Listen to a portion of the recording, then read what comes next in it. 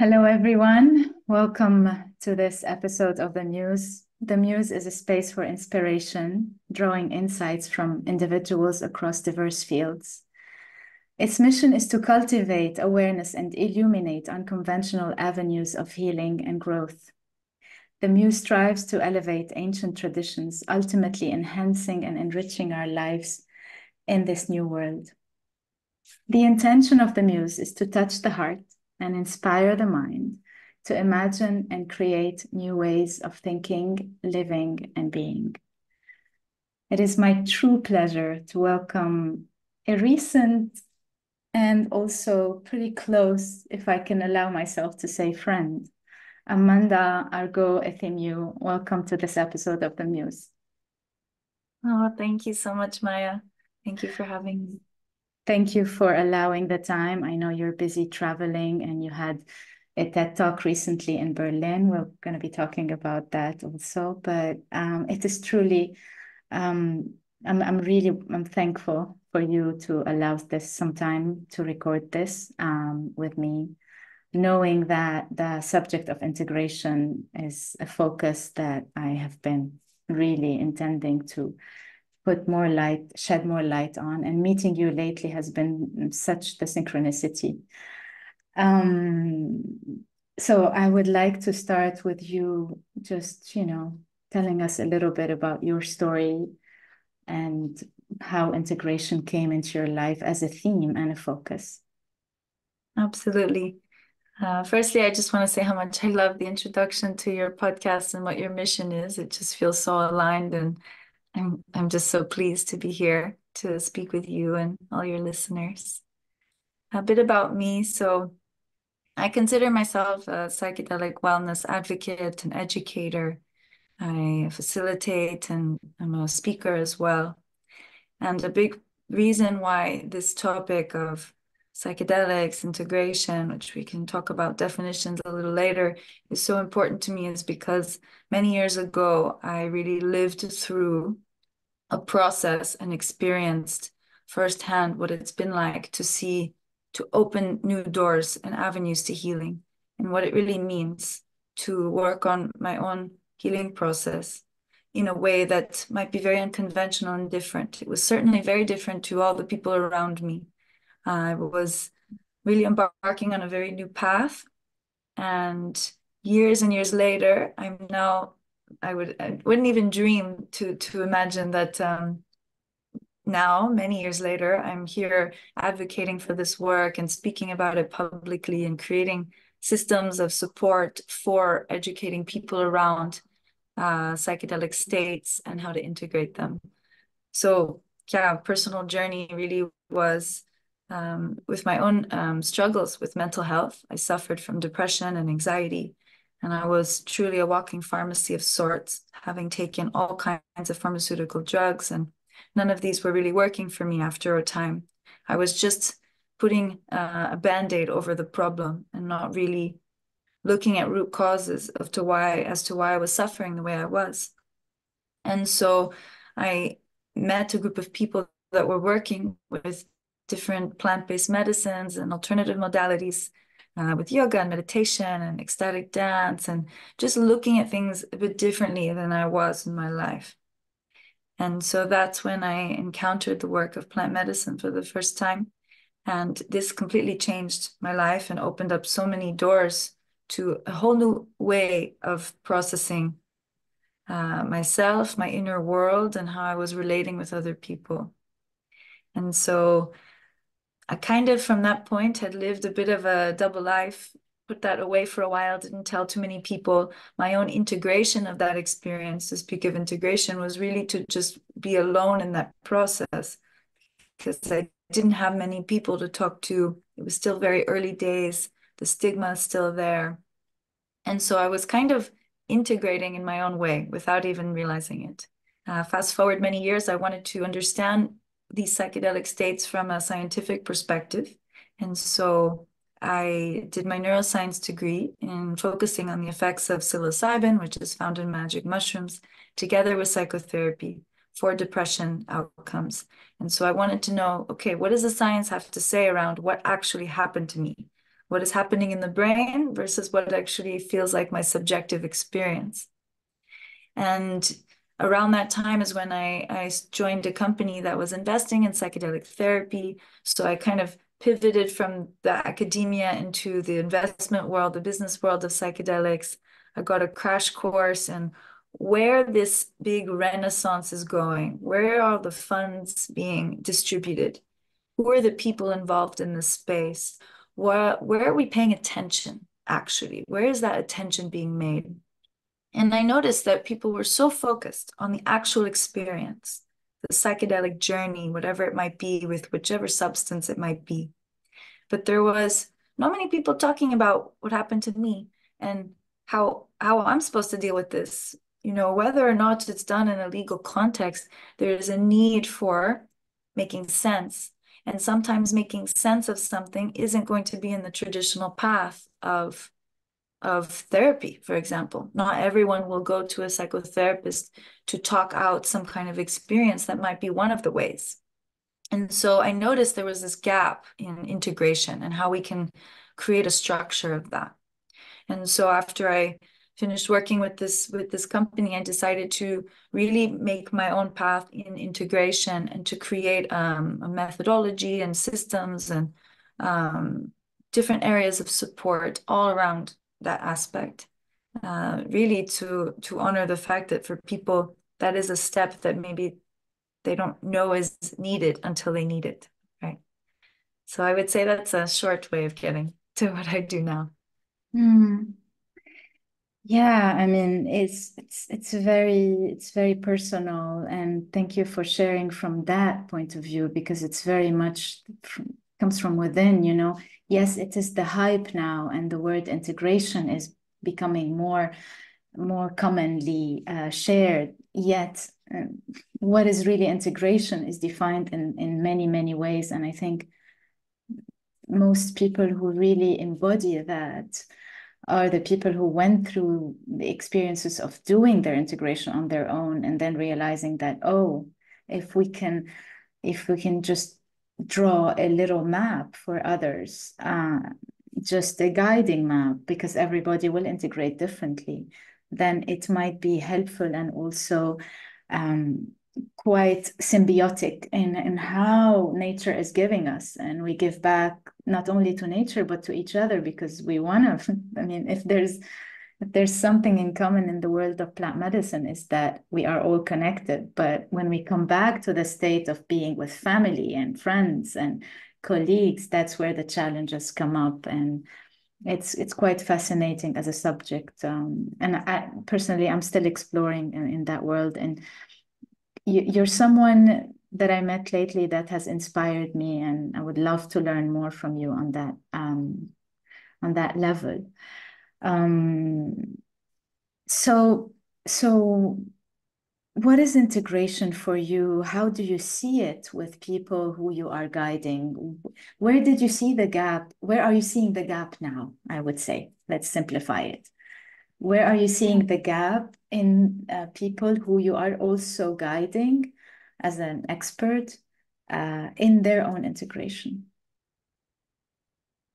So there's still a gap in terms of integration around purely education and awareness of what is actually happening and why it's important to work with the experiences and the insights after the insight ends. So even just the fundamental notion that, you know, we have, you know, going into the science for a little bit, like this neuroplastic window of opportunity, essentially. These substances, these psychedelic states are actually creating new pathways in the brain.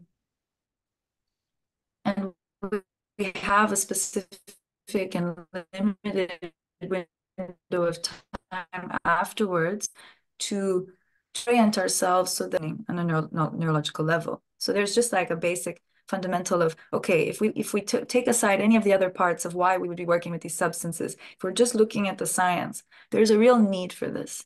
And it's how new habits are made. It's how changes are made in our lives. It's because we're working consistently towards an outcome. And these substances are kind of like catalysts for this. And another area, you know, in terms of education around the integration is also we need to understand that the moment, the peak experience itself is not the actual moment of pure transformation. It's a guiding post and a light where we can look to. But the only way something actually changes us is if we're living our ordinary state of reality and those changes are happening, or else it just stays an anecdote to an experience of life, and we can talk about how, oh, I did this amazing, incredible journey, and that's it. And then it's over, and you go back to your own day to day. And so really helping to transform the narrative of these substances as just a tool to get us to who we really are. And who we really are is actually our own journey. And it's based on our own willingness to do that work, regardless of the substance. And we don't have to do any of those substances to get there. But for some people, it feels like a really necessary first step, because there's a big shift that happens that's sometimes beyond our control. We might have complete changes in our perceptions. We might have visions. We might have insights. We embody that feeling. And for some people, we need to feel it in our body to be really ready to make the change. So all of these gifts are coming. But the gap is, I feel, to really understand that that is just that. It's a temporary moment and gift that we can only begin to really receive when we take that effort into our own hands and into our own hearts, and we do it ourselves and we work through it. So the people I connect with, sometimes it's just reminding them that, okay, you're on your journey now. This is where the real stuff starts. This is where the work begins. And it's really about showing people the way. Everyone integrates differently. Some people really want to talk. I do coaching and one-on-one, and we just connect, and I'm there as an accountability point and a source of guidance. We check in every once in a while. Some people need to go and dance their heart out for hours and hours. Some people are really in their cognitive mind and they want to write and write and write and just create systems in that way.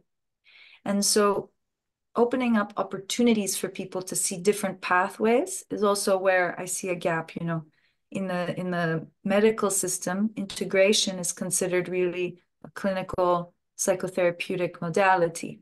Okay, integration is therapy. You go see a psychologist for a few sessions, that's your integration.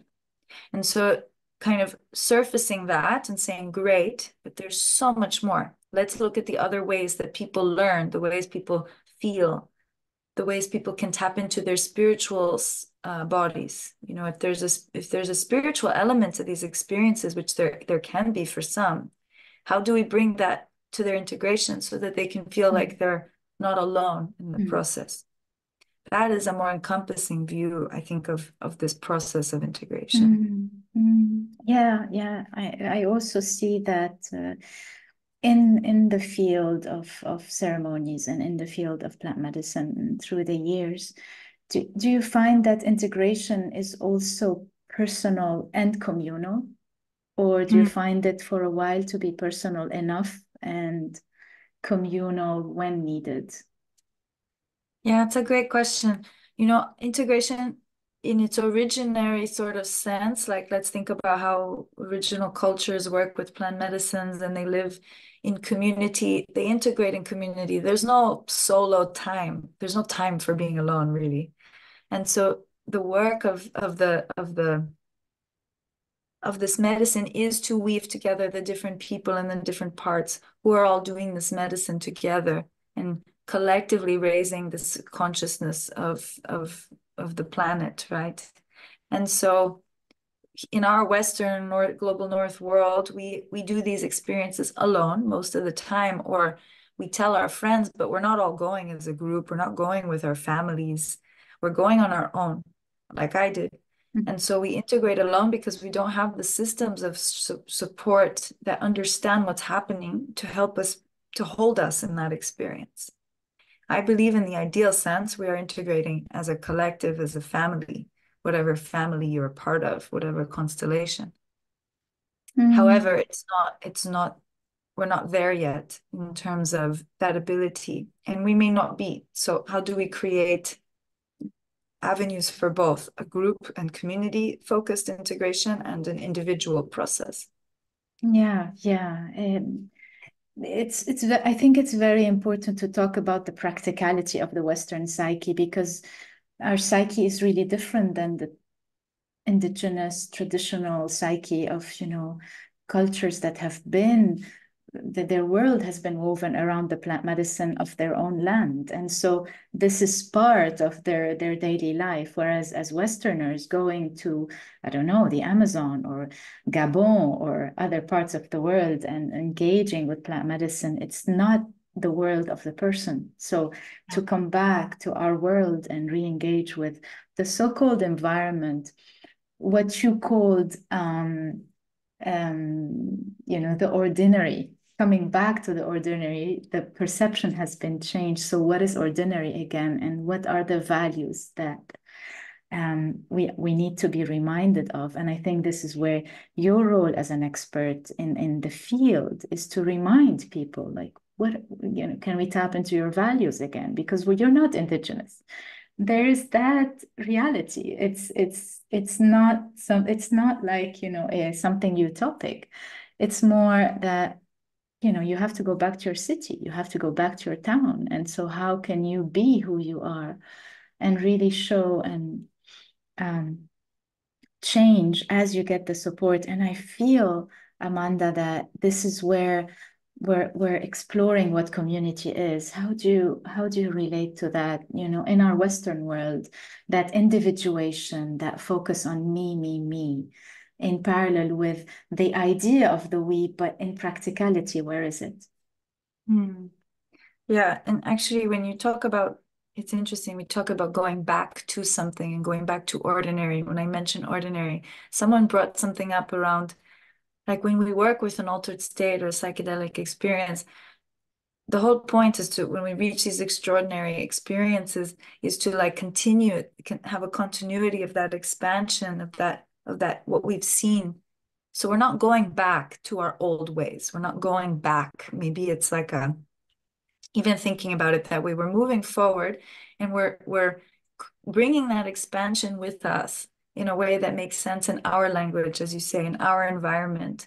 So it's not like a regression, but really like expanding forward. And I think that there's, even just thinking about it like this really helps people understand that these substances, these experiences are meant to change us and tap into us and completely shift our way of being. And with sort of a gentle nudge on our values. You mentioned our values, like we have different values. We're not the same as, we don't have the same values or frameworks as other people in different, even our own neighbors.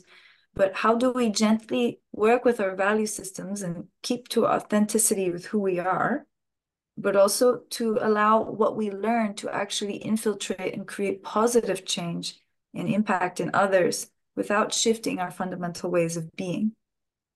It's like a very delicate balance, I think, with integration, because there is this dark side of non-integration, which I'm sure you know much about, around spiritual bypass, or just like constantly seeking and going into one experience after another and using that experience as the way to actually answer our questions or to make the changes. So there's this kind of level of, we keep going and going and going, but nothing actually ever really changes itself because we're not integrating it into our existing value system.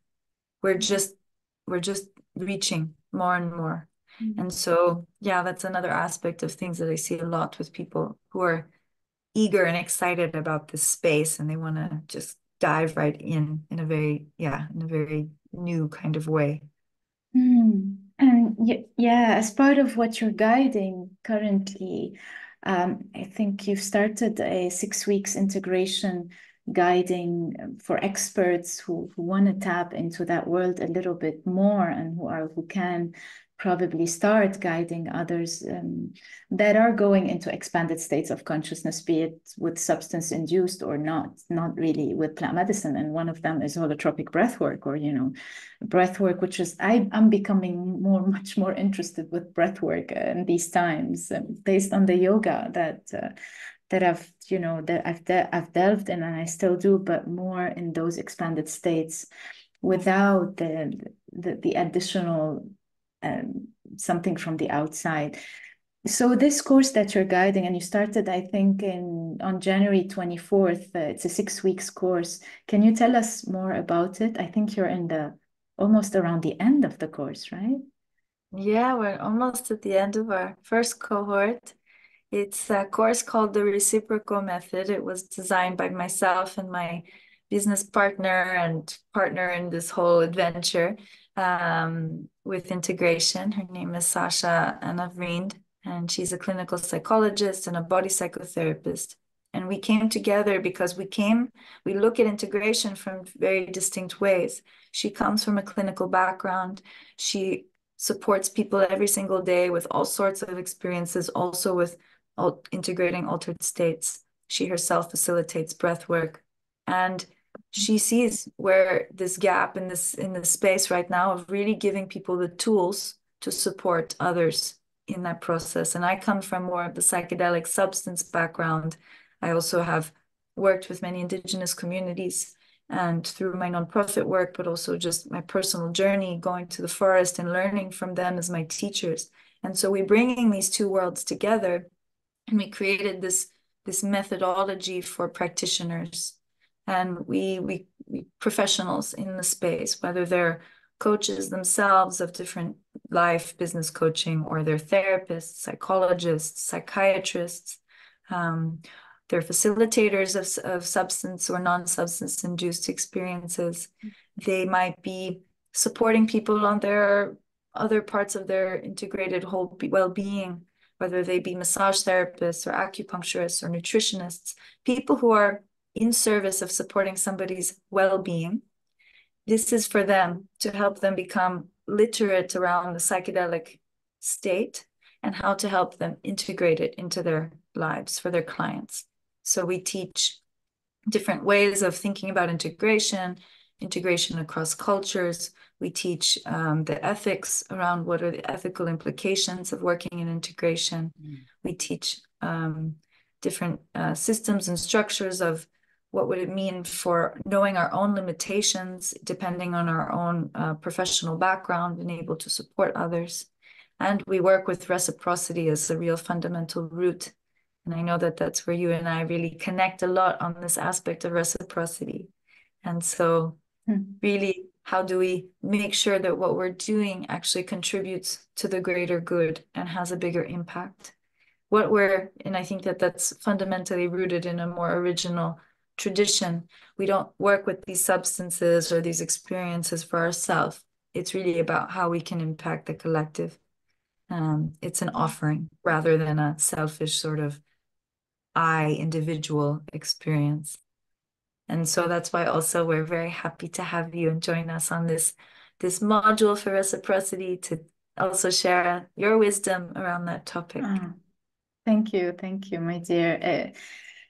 It's heartwarming to listen to you, and just to listen to, yes, that the intention is really not to focus on individuation only, but through individuation, how does it serve the whole and the next generations? And probably the focus is to bring more awareness on the subject of integration, somehow to prepare for the next stage, as if to hold whoever is gonna, because there's a mass of people. I mean, plant medicine tourism is just still in its peak. I mean, when I was living in the Amazon, one of the things that used to just make me sad is plant medicine tourism, because it's like hundreds and hundreds and hundreds and hundreds of people are coming, and there's I don't know, the reverence to the plants themselves have been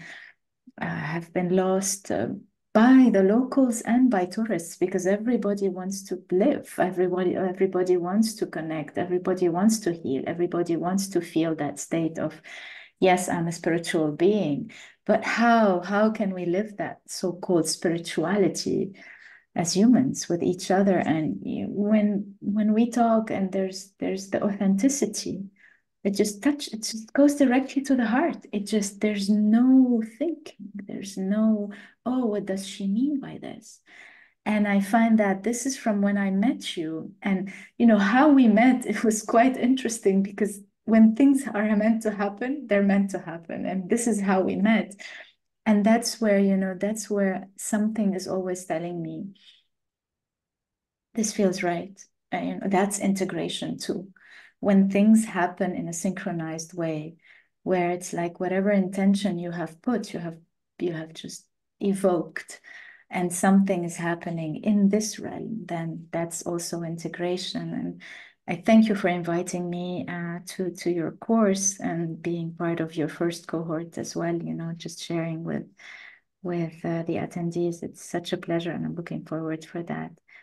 I'll be putting the link for your website and what you do. Everything will be in the comments below. And Amanda, I would like to touch on, do you find also that integration is linked to how one enters to the preparation, to the pre-experience? Mhm. Sometimes there's just the experience because like when we go through a spiritual emergency, it just happens. There's no preparation for it. But when people are going into expanded states of consciousness experiences, altered states, how much is the preparation important for the integration?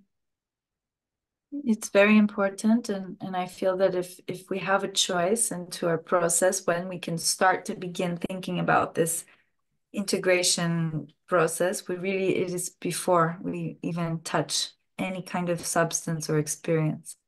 The quality of that preparation determines the quality of what happens after. In the same way, our intentions and what we come into the space and how we formulate that intention and where it comes from is also going to directly affect the trajectory of how that experience goes.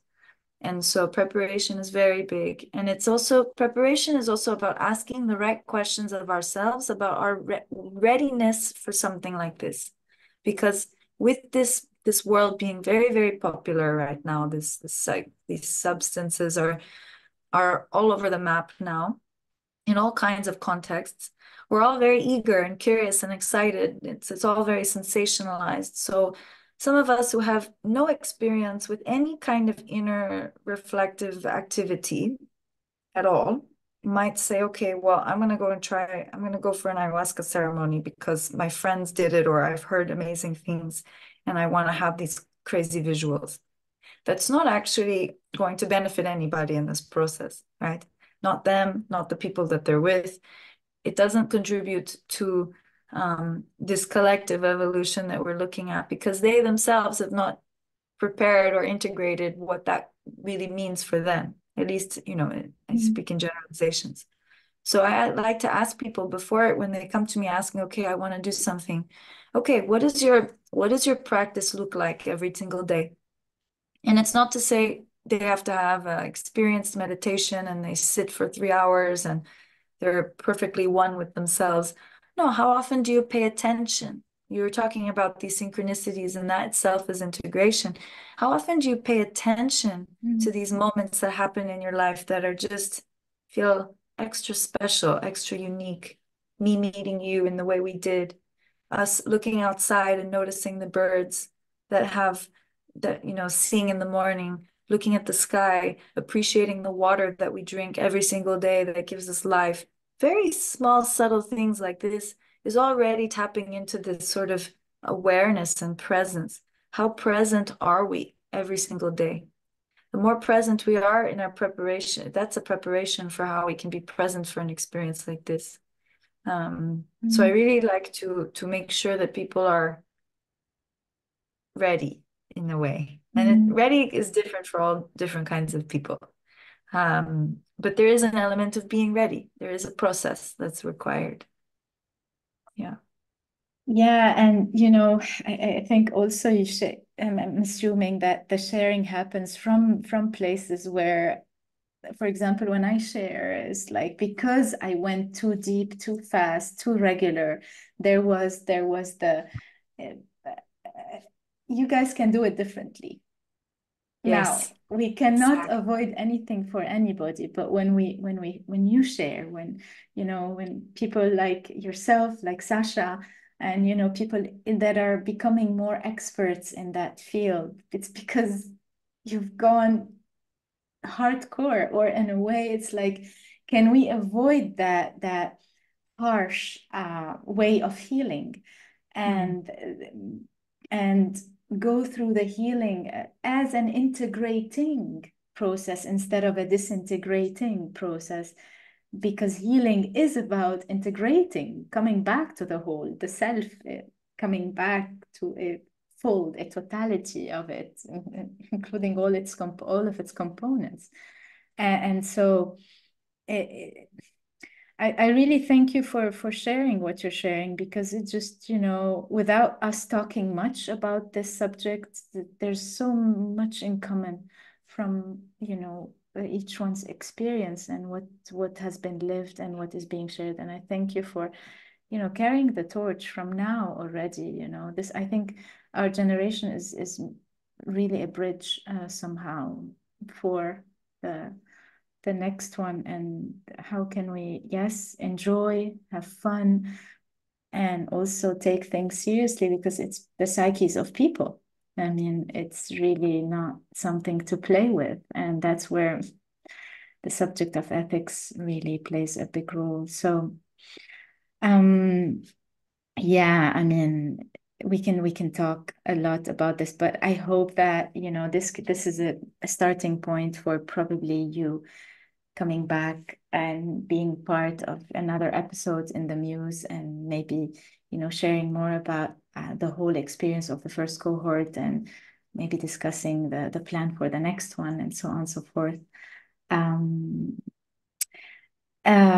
What would you like to share, Amanda, as one kind of final tip from experience from this specific cohort, about what not only what you have seen, but what is a common thing and a simple thing that can be shared, that can be amusing for the listeners and the people who are going through healing processes that are challenging. They're not being understood, they're being individuated. Is there anything you would like to share on that subject? Yeah, one thing that really strikes me about our cohort, and just we all come from different backgrounds in this group. We have a psychiatrist, we have an energy healer, we have a student, a psychology student, and we have oh my gosh, many therapists and coaches. So we really go through a big range of people. And part of me is like, okay, I'm teaching this course. I'm also a student myself of life and work. So it's not like I know, Natasha and I don't know anything. We're just here to channel and bridge whatever information we have, so that others can also feel that they're able to receive and also do the same work ultimately. And what I see with our dynamics of the group is that we may know something, and we may think we really, really, truly are embodying something in our own space, but it's only in the presence of other, or of the relationship with another being, another human, that we really fully understand where we are. And the power of being witnessed, like really being heard and being witnessed, even in a short 6-week course with professionals talking about professional topics, it's still it is very much this is a personal journey we're on too. And so how are we able to show up for ourselves in the presence of others? That's the real transformation. Going back to individual versus community work, we heal in community and in presence of other.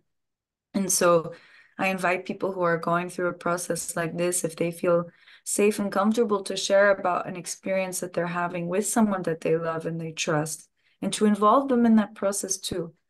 I'm going through something and I'm integrating it, and I want to tell you about it, and I want to relate this with you. That's a big thing I like telling people. We don't have to do this alone. We're not meant to do this alone. Mm. And it might feel lonely if we're doing this in hiding, or not wanting to share that we have a problem and that we want to heal something, and but if we can open up in a safe way, in a way that's respecting our own boundaries with people that we trust, then that person's also going to be healed too in their own way. It's a reciprocal relationship. And that's really where I want to share for people and help people be aware of that part. Yeah, thank you for sharing that. The more it's a reminder, the more it's something that gets embedded in the whole neurogenesis and neuroplasticity that is also developing in our psyches, and remembering that you've done enough on your own. Just start just invoking, call on the people that feel safe for you, and where you can be who you are, and there's a sense of vulnerability that is well held, and no one is better than anyone else. There's no competition. It's more a space of symbiosis. It's a day for me, and tomorrow is for you. There's a word in the Quechua tradition, in the Andes. It's called Aini, and it's about reciprocity. Today is for me, tomorrow is for you. And how can we live with that in a kind of a horizontal, like the mycelial web, instead of who is higher and who is lower, at the same time respect oneself and each other. So it's just beautiful to share with you, Amanda, and to listen to you. And thank you for your time. If anyone wants to get in touch with you, I'll put your coordinates in the comment section below. Such a pleasure to spend some time with you, and to listen to you, and hopefully touching on, musing the listeners. And if you guys relate, just write your comments, share this, and you want to get in touch with Amanda, her coordinates will be in the comments below. Thank you again, Amanda, for your time. Thank you, Maya. It was really a pleasure. I wish you a blessed day. Take care.